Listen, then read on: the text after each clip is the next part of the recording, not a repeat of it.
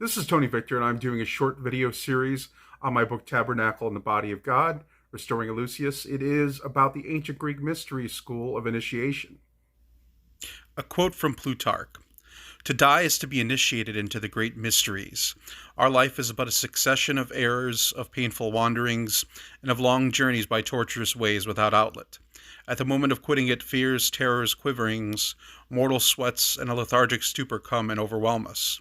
But as soon as we are out of it, we pass into delightful meadows, where the purest of air is breathed, where sacred concerts and discourses are heard, where, in short, one is impressed with celestial visions. It is there that man, having become perfect through his new initiation, restored to liberty, really master of himself, celebrates crowned with myrtle, the most perfect august mysteries, holds converse with just and pure souls, and sees with contempt the impure multitude of the profane or uninitiated, ever plunged and sinking itself into the mire and in profane darkness. Thanks for watching. Go to my project page at kundaliniquicksilver.com to find out how you can get this book and the tarot deck as a free gift. Like and subscribe to my YouTube and Instagram, Quicksilver Astrology. Thanks.